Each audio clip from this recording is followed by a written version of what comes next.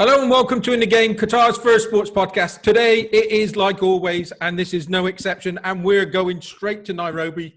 Cynthia, thank you so much for coming on the show. And I'm going to let you introduce yourself, but I can't wait to listen to your story. So please introduce yourself and tell us what you do.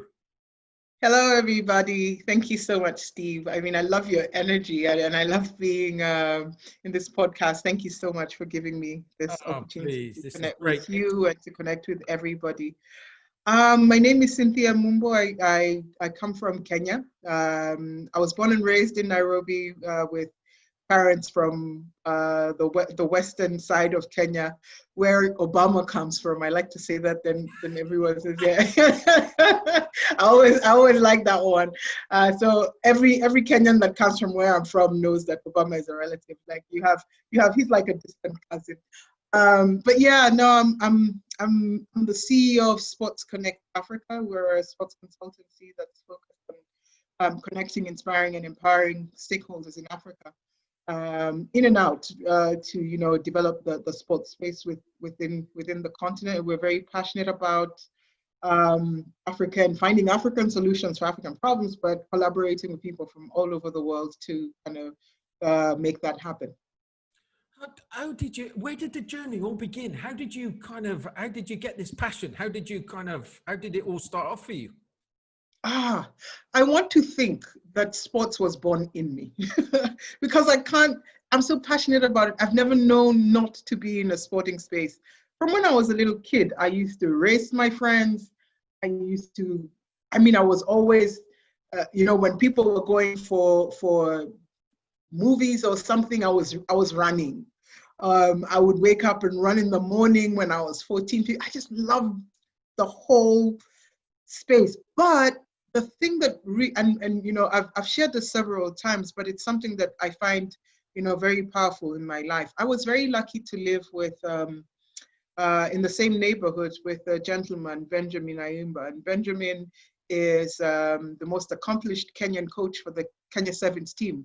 So if you've been to the Dubai Sevens, you've seen the Kenyans and how much energy they bring down, and he's extremely accomplished. And when I was about 6, 7, 8. He used to make myself and my friends race, so he's about 8 years older than me. And he used to make us race. And for some reason, I used to win. And he used to give me his medals and I would get sweets. There was always me being given a reward. And I got into this whole I'm a winner thing right from that go. And I always just wanted to be in that space. So whenever I went to high school, there's also a friend of mine called Sally. And Sally, she had so many records. Like, I wanted to go to the same school that Sally went to. And I did go to the same school. So I was called to the same high school that she was called to.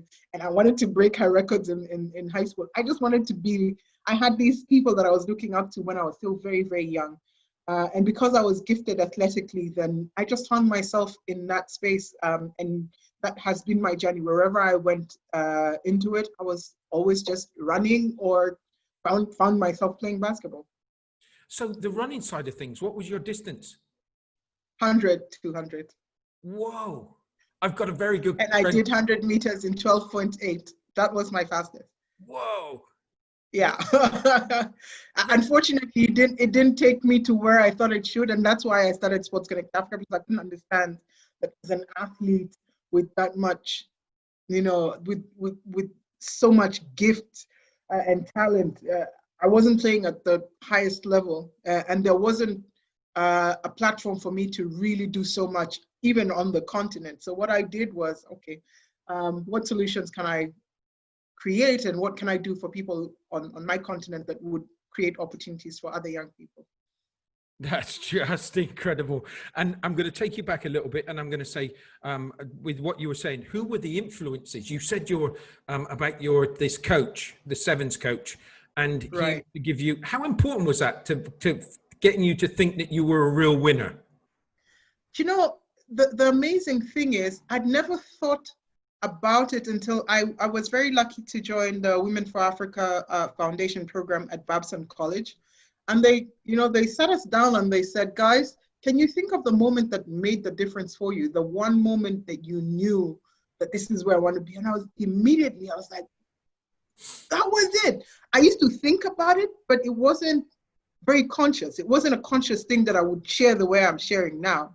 But I knew from when I was a kid, I want to be like Benji, or I want to be like Sally.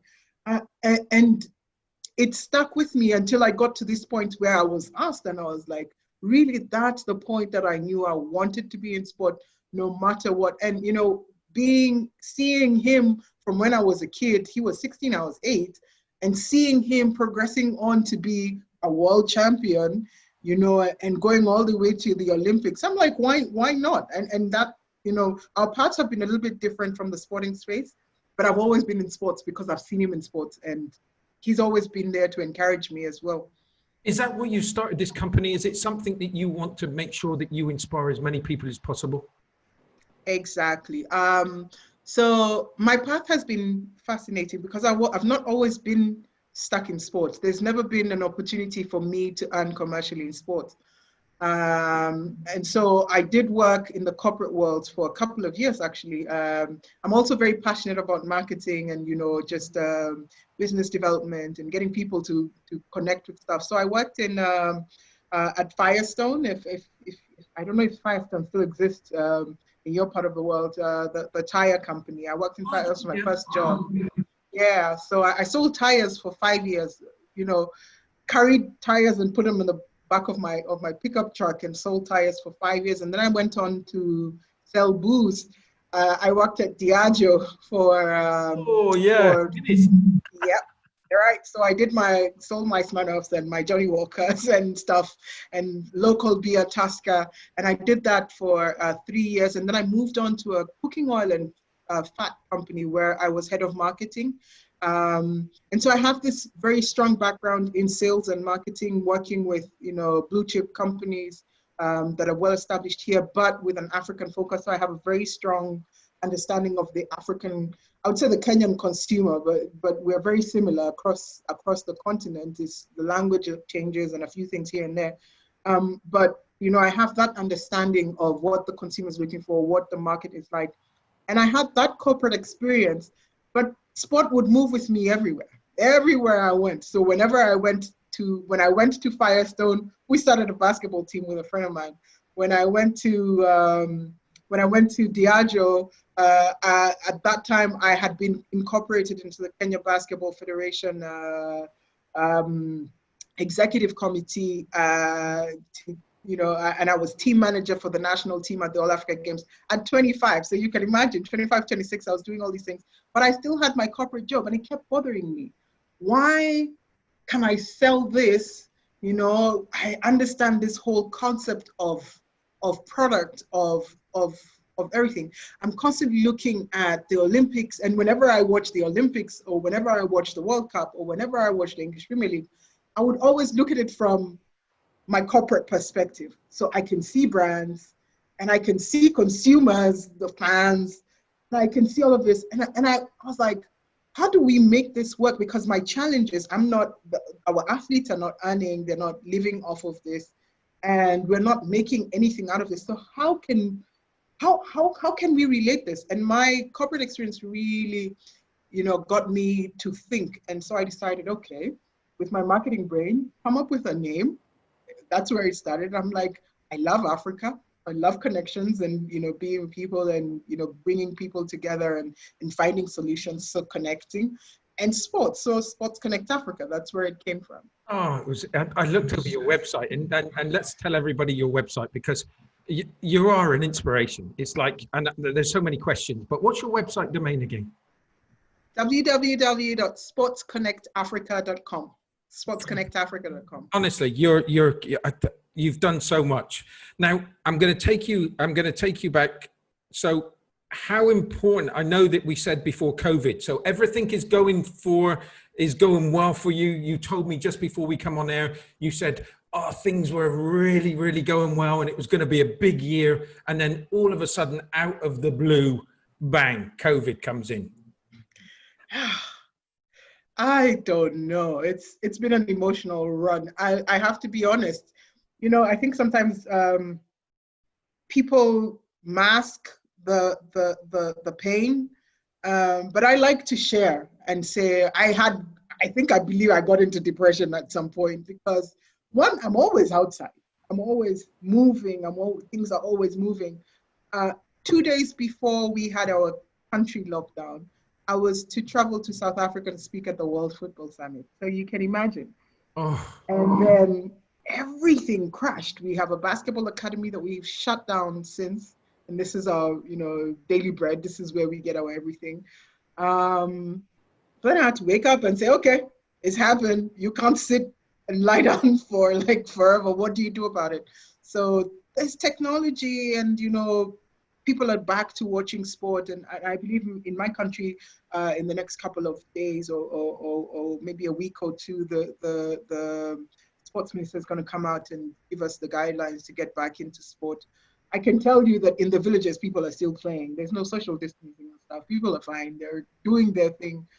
But we have to follow, what the government says, and we're up to it. We're working to create some new solutions on the tech side, which are pretty exciting, and meeting up with other people from across the continent, and we're just trying to make things happen that would be able to incorporate both the sporting side and the technology side. So, however crazy it is, we can't sit there and wallow in despair forever. So it sounds like you've had an easy time, huh? You're a fighter. You are a fighter. Let me tell you. You have to keep fighting. Oh my word! And I brought that subject up early because I wanted to just go back and say, okay, so that was a really tough time. We have all suffered from that, and I know that what we've had to put in and the pain it's been, but. With you being a lady, and I'm sorry, as we said, I was talking to a lady this morning and she was saying that the equality in football, et cetera, and it's still not there quite yet. And the pays are still not the same, and et cetera. With your time that what has it been like when you first started in sport and getting involved in this? How difficult being a lady was it to be in a man's world as such? Or is it it hasn't been like that? So one, I acknowledge that it exists, but I don't care. That's my attitude. I don't care, because if you do, you're not going to move. I have 4 brothers, no sisters. So I come from a background where I stand out anyway. I'm always amongst the guys. I do what the guys do. And as much as I'm the only guy, the only girl, I've never been treated differently. I play soccer with the guys. Sometimes my brothers ask me, "Are you sure you're a girl? Well, what's up? What's up with you? You need to be a little more girly." And I'm like, I don't know what that means. I was, I'm as girly as I know. But the thing is, that experience kind of flattened the world for me because I do what I have to do in the home. When my mom used to cook, it didn't matter that there was a sister in the house who hadn't eaten. You had to come down and eat when everyone was eating, or you wouldn't find. Nobody would think and say, "Oh, Cynthia, leave something for your sister." No. And it sounds like a very simple thing, but it really shaped my outlook to how I approach everything. In that, for me, it's a level playing field. No matter how society looks at things, I come in there with my capability and my capacity, and I come in there because I know what I'm doing, and that's what I bring on the table. Now, many times it's happened, and I know it's not the nicest place, and it's been insinuated in many conversations that I need to know this and I need to know that, and well, I don't know what they mean. I just cover chair and I put it on the table, and you get used to me being there. I wouldn't like to have an argument with you. You've got a wonderful. Funny thing is, I know I come off as very tough, and I hear that apparently I had a nickname in basketball when I was doing the basketball stuff. I used to be called Iron Lady. It's so funny, and but I guess it's come with the territory that you have to stand your ground, And sometimes me or women standing their ground are considered too tough.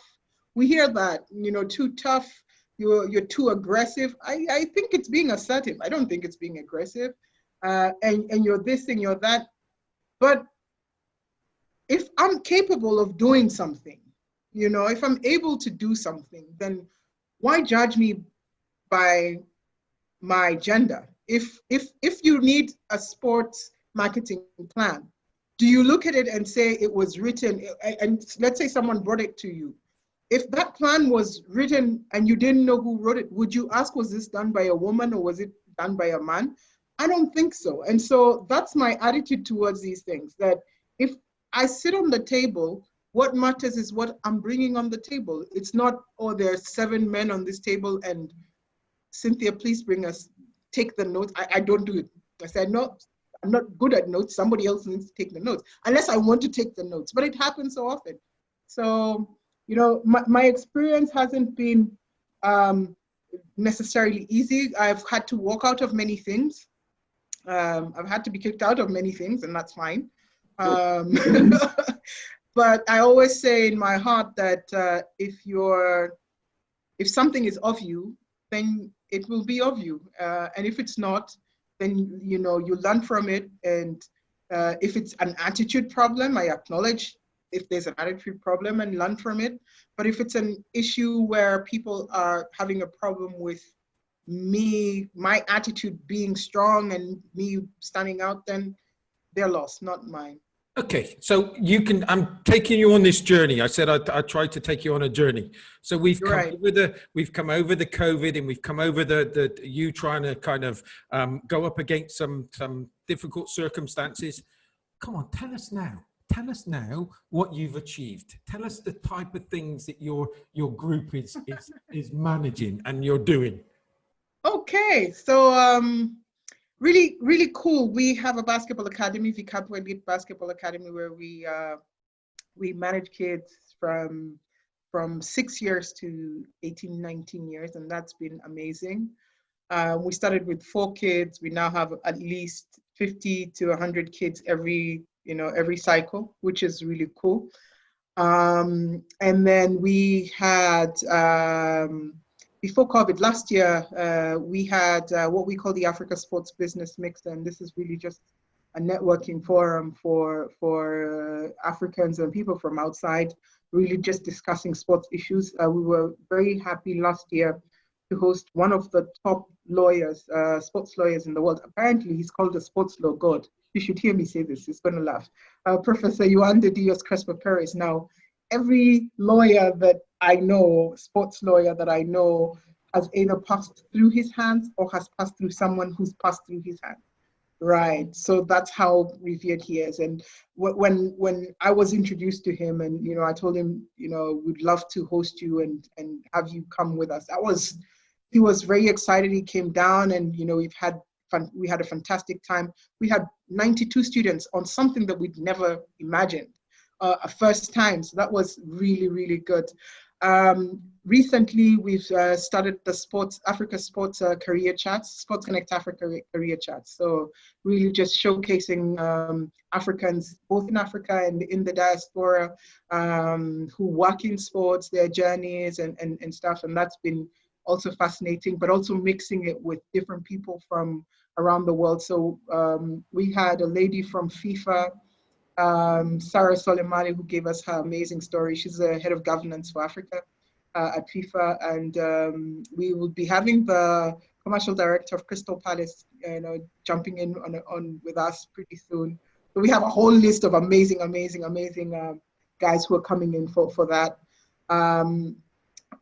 We managed junior NBA for 2 seasons, which was possibly one of my best experiences, because I in my mind knew that I would play in the WNBA one day. It didn't happen, but following through and being able to create leagues for 2 consecutive seasons that had 450 kids and another 2,000 kids coming to watch them in the finals for 2 consecutive years, I thought that was quite an achievement. Currently, we're working on a fan engagement platform for Africa. Actually, I have the contract on my desk. We should be signing that up soon. We're also launching an academy app, academy management app for Africa in partnership with with an organization in India. So there's stuff happening. It's exciting. And yeah. I was saying to you just now, you've had it easy then. It's like you must have been working 24/7. Well, I realize I don't have a life. My friends, I do have a life. It's interesting. I do have, but I don't have a life. My life is what I love to do, and I love this whole process of putting this stuff up. My friends the other day told me, we would love to go for a holiday, but we know you're still chasing your millions. Okay, let me stop you there. Are you chasing your billions, or is it something else that you're chasing? I'm passionate about what I'm doing. The money will come. I'm never really worried about the money. You absolute star. Yeah, if I was thinking about the money, I wouldn't be doing what I'm doing now. I'd go look for a job that would be paying me what I think I'm worth, but I'm building something that's going to outlive me. And that doesn't come with money at the beginning, for sure. It's never the easiest path. Taking losses, learning the entrepreneurial journey and all of that. Money is not 100% of the equation. It's important to understand that we're doing this because, we're a for-profit company. But at the beginning, money has not been, what we center on. It's going to come. It's the result of the passion and everything else and the change that we want to be able to create. And did you ever realize that you were going to get to this stage where you were going to be so influential on so many different people's careers or what they were trying to achieve? Yes, I have it on my vision board. Really? Yes, it's something that I learn this. I want everybody that's going to be listening to this. I want them to get all these little gems that you're saying, because they're little gems. Yes, I knew 20 years ago. I was 19 then, 18. I knew that I'd be something in sports, but 10 years ago, I knew that I'd be a voice for sports business on the continent. And 3-4 years ago, I put it up. It's something that I look at every so often. And I'm very, very clear in my mind. I know that I want to be at the top of being able to influence the sports business conversation, and be an influencer, and be, a passionate advocate for women in sports in Africa, women in sports across the world, but off the pitch. And I'm happy with being able to have these conversations, because if we don't have them, then we don't know. We'll never know about something unless you share it, or someone will never know about something unless you share it. So I've worked very hard to position myself as that, and I know that it's something that's in my mind, very clear that I'm not afraid to say, yes, I want to be in that space. And what advice, and I'm not, now I've just brought it up, but what is your advice to anybody that's got that burning desire? What would you say to those people they just, maybe they're not on the field, but do you know what I mean? What advice would you give somebody that had that burning desire, the one that you had? Find what it is that you're good at. Put a dot on it. I always say put a dot. Just what is it? Is it finance in sports? Is it whatever it is? Because, sports is very wide. Find the thing that you're good at and just fail forward. Fail forward. So because when you drop on the forward bit, you stand up, you're 10 steps ahead. But you've learned along the way, and for sure you will fail. You will drop things will happen, but also succeed upward. So, just keep going up, because as you drop up, there's an opportunity for you to get back up and succeed and keep going. And don't be afraid to take the chance. Don't be afraid to take the step. Don't be afraid. people will say things, and they always will. You will be afraid, and that's okay. That's human nature. But find the courage within you to just march on.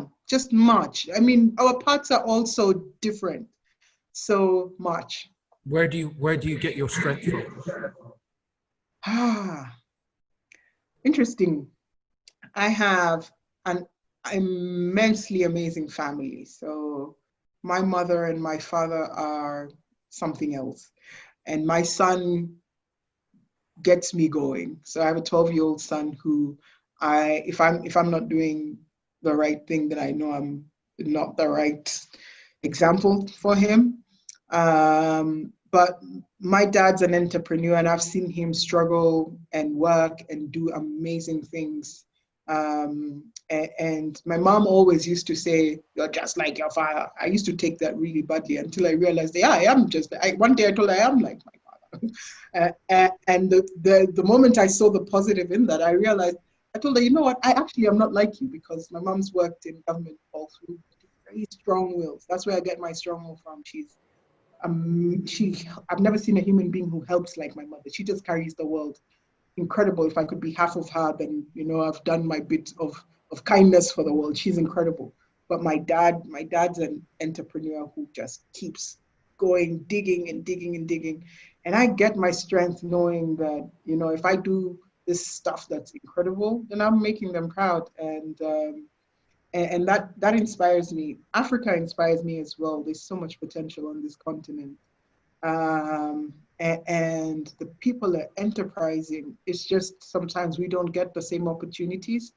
So my purpose is to be able to create those opportunities through sports for people in Africa. That drives me. Your son's at such an age. How proud is he of his mum? Okay, so he's changed his conversation. When he was 7, 8, he used to be, I'm going to be like my mommy. I'm going to take my mommy's business. I'm going to do this. And now he's just like, I want to be a YouTuber. So, but it changes. At 12, 13, 14, I used to tell him, you're going to get to 12 and you'll have no time for this. He's like, no, mommy, I love you. You're everything to me. He still does, but he's got a mind of his own. And yeah, he tells me a lot. Mom, I'm proud of you. And you rarely ever get to hear those kind of things, but I've tried as much as possible to be expressive with him in the hope that he understands that it's okay to be expressive back. It's a wonderful. And with your future, what's your next, this COVID, hopefully it's coming to an end, or we're hoping it's going to come to an end. Where's your sights? Where are you now fixing your sights? What are you targeting for the next 2 years? Definitely tech and sports. Connecting the African market to the global market, creating solutions for African sports teams to be able to engage at the African level, because the African market's very different. When you look at the African fan, how would I put it?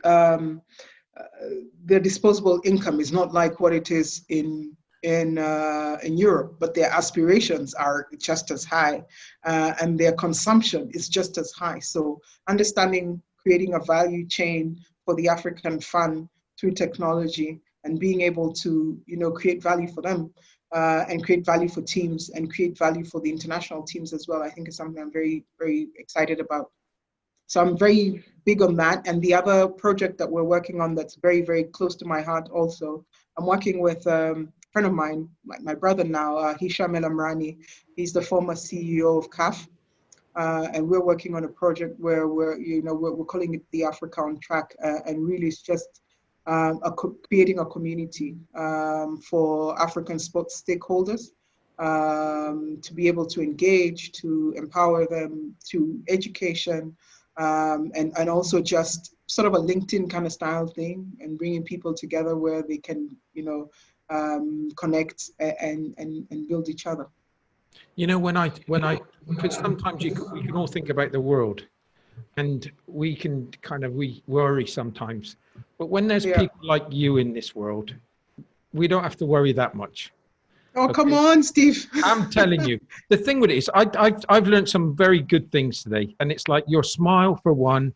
It's like your determination, your kind of your spirit, and all about, as you said, it's all about the family. That's where you get the strength from. But you're trying to change a nation, right? So you're trying to do something to change a nation, and that's where I mean, it's like there's no limitations. You haven't got any. Why would you? I always say the greatest people who did something on this planet, they did it. They didn't, they faced super challenges. They did, but they breathed oxygen, just like I do and like you do. And the only difference was they knew what they wanted to do and they kept at it. And, many times we only see people at their best. We rarely ever look at the beginning of the journey. And so that inspires me. Like, if somebody can stand up and create a computer, or somebody can get up and build just a table, they had something in their mind that made them do it. There was that conviction that I can create this thing. And so my conviction is, if any human being can get up and do whatever it is that they do, then I also have it, and I can go out there and do it. And the challenges will be different. I'll have to jump different hurdles, but let the hurdles come. We'll jump them when they come. You know what? I started just over a year ago with the, it's about a year and a half ago now with the podcast. And I didn't know what I was doing at the beginning. I really didn't know. I never had a clue. I thought to myself, I don't want to be talking about sports, or I do want to talk about sports, and I love sports. But it's more about you said it. It's more about the story. It's more about the individual. It's more about so that people can empathize with what you've gone through and what the difficulties you faced and how you got over them, and the determination and those little bits of things that people can relate to look up and say, hey, I'm going in the right direction. Do you know how many times I just sometimes say to whoever it may be, look, just give me a sign. Just let me know. Even at my age, I'm still saying, just let me know I'm going in the right direction. And I totally relate. Oh my! I relate.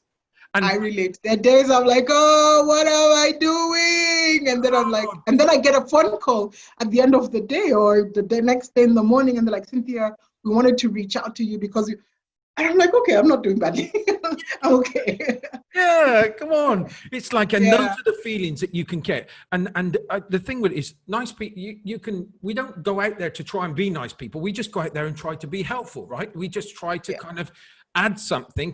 And you know something, listening to somebody's story is so empowering for me. Listening to people like your story and all the guest stories that I've listened to, it's just so inspirational.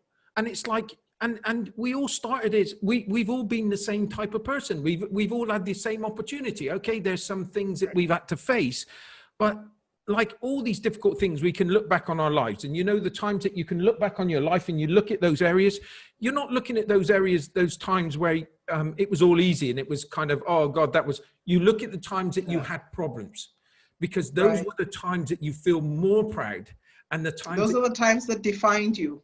Those are the times that you had to get up and get going. You are an inspiration. You are a leading light. You just keep on going, girl. Steve, you're so positive. I believe you. I tell you, thank honestly, you. I want you to come back on the show when you're this level and even higher, because I know that you can go all the way. And that's my prayer. You deserve to go all the way, because there's so many people that you want to help. It's been an absolute pleasure and an honor to have you on the show today. I'm so thankful. I'm so glad my spirit is lifted. Your energy is also so amazing.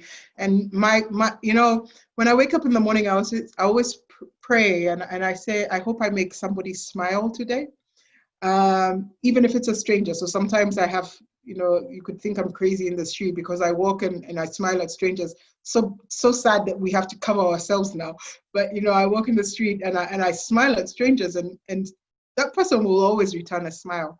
And you've done that for me today, and I'm very thankful. Let me tell you, I don't care. I'm not crazy. I'm definitely not crazy. But I've tried these things when you've got the mask on. It's like I try to do the smile with my eyes. With the eyes. I do that too. It's just amazing.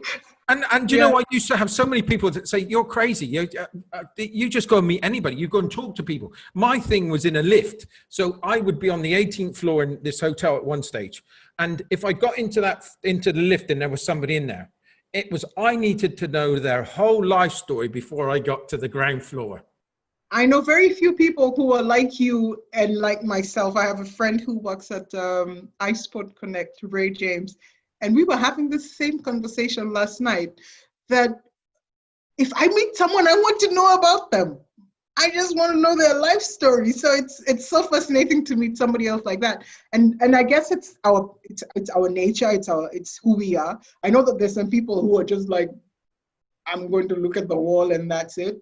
But I love that. I love to connect with human beings and just put smiles on people's faces.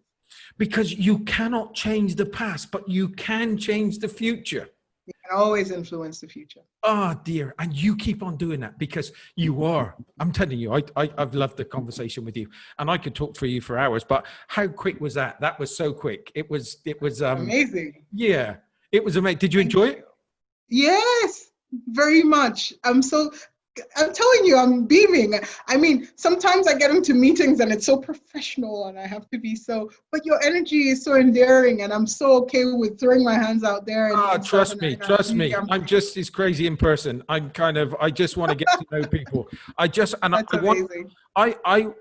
You know what really emanates with me was when you said about your coach and he made you think that you were a winner, and it was, as long as you felt that you were a winner, you're a winner. And it's like, that's what I want. At 8 years old, I felt that. Yeah. And so everywhere I went, I've been competitive all my life. I just go in there. Sometimes I'm competing with other people. Most of the times I'm competing with myself. Yeah, but that's okay, because I know that if you weren't competing, you would be helping the others, right? Yeah. Definitely. I'd be pushing them. I'm like, guys, even when I finished, actually, it's funny because even when I finished, I'm always at the end of the line when I used to finish. And I'm like, come on, man, you can finish. You can do it. You can do this. It's something that, I find very natural for me. I take the greatest pleasure, and that's why I'm enjoying this so much with you today, is that I take great pleasure in listening to other stories, other people's stories, and I love the way that people tackle difficulties. And what you're saying, just give people, we haven't spoken before today, okay? No. But there is so much similarities, because I'm always one that says, just give somebody a smile. You don't know when you're going to change somebody's life. Exactly. I believe that so much. I believe that. Sometimes it's just give yourself a smile, because you can wake up and your day's bad. And when I'm like in a really bad place, I go and look at the mirror and I smile at myself. I'm saying, you needed a smile today. And it happens. Please do me a favor. Right. Promise me when you start doing after this COVID and you start doing all of this stuff, I want you to be sending us messages that we can put it on our Facebook and come back on the show and tell us about all your experiences and the achievements that you're making, because I would love to follow it. I'm going to be following it. I'm going to be following your story. So make sure. It's such an honor, Steve. Really. Thank you so much. Thank you so much. Thank you. Everybody, thanks for listening today. Tomorrow, we've got a wonderful show. We've got Nicola on the show. She's the under-18s ladies captain. She's doing amazing things, and she's another one that's helping people find themselves and giving them that determination that they can cope with anything and they can achieve anything. So it's going to be a great show tomorrow. So make sure that you listen on Saturday. Thank you, Cynthia. Thank you. Super. Thanks everybody for listening. Thank you very much. See you tomorrow. Bye. Bye-bye.